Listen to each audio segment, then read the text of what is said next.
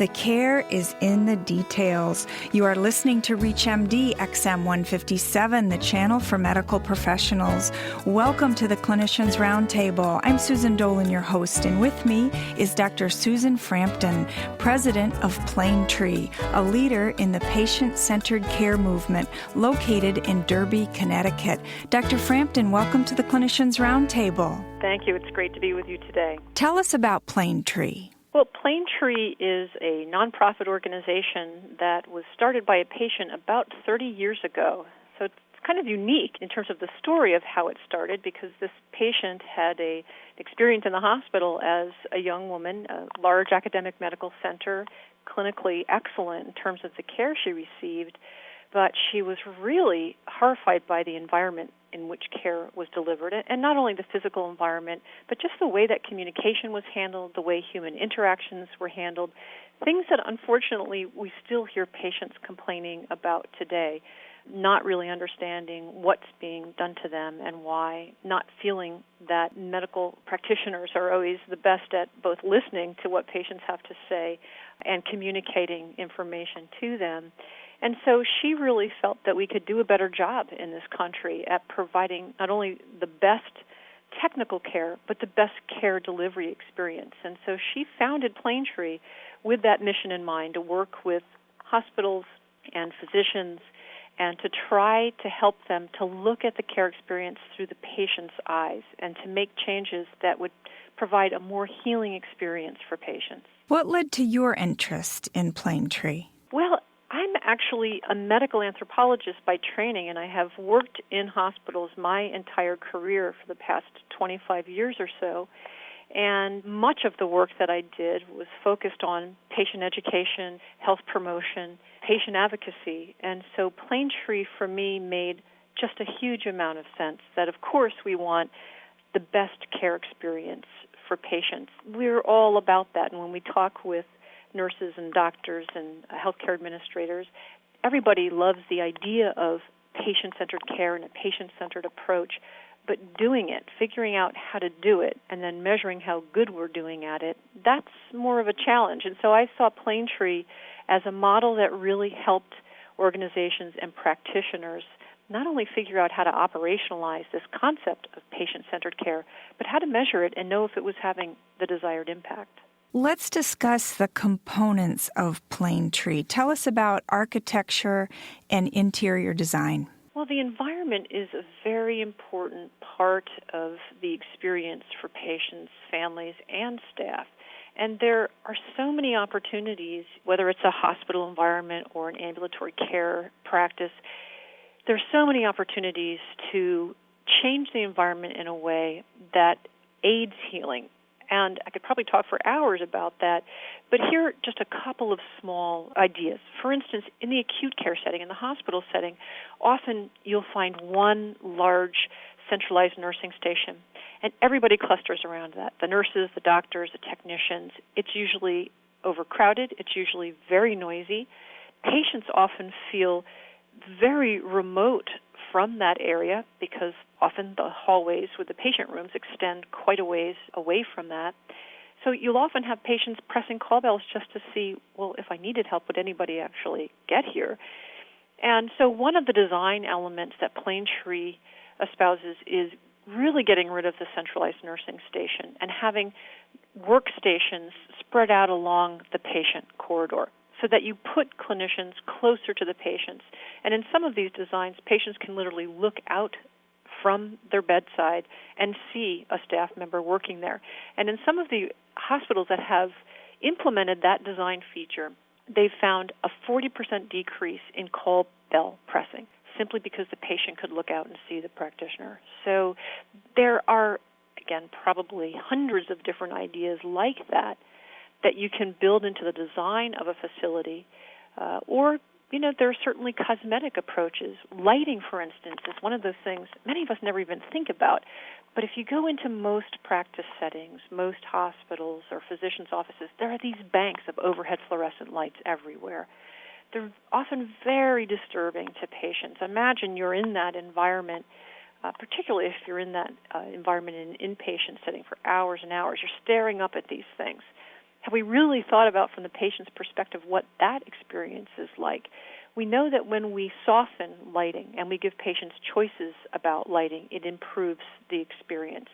We know from talking with staff that when lighting levels come down, noise levels come down. And noise is a real problem in healthcare environments today. So those are just a couple of examples of some of the things that we can do in the physical environment that have an impact on the patient's experience. How is this implemented? Do you have Planetree architects, advisors? We have both. Actually, we do have an architect and designer who's on our staff who often works with a hospital or a practice settings design team, because often people have relationships with their own local architects. So she works as a part of those teams to help them in the planning and the design of environments. She also has brought together a group of very progressive architects from around the country who have a great deal of experience with patient-centered design, and they have a little bit of a think tank going where they continue to innovate and make sure that the latest thinking, that the latest evidence-based design practices are being used in hospitals and healthcare settings that we are working with. If you're just joining us, you're listening to the Clinicians Roundtable on ReachMD XM 157, the channel for medical professionals. I'm Susan Dolan, your host, and joining me is Dr. Susan Frampton, President of Planetree, a leader in the patient-centered care movement located in Derby, Connecticut. Dr. Frampton, tell us about the importance of the nutritional and nurturing aspects of food.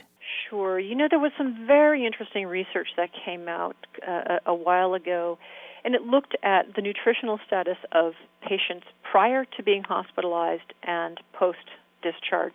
And they found that quite a significant proportion of patients were actually more malnourished when they left the hospital than when they had been admitted. And certainly some of that is related to the illness process, the disease process that perhaps these patients were undergoing, but some of it was also linked to the quality and the access of food in the clinical setting. I think most of us would agree that hospitals are not known for their food in terms of it being wonderful. It's kind of like airline food and hospital food. People often use that as the example of kind of the worst thing you might be served, mystery meat, etc. And so we felt it was very important to begin to look at that also from the patient's perspective.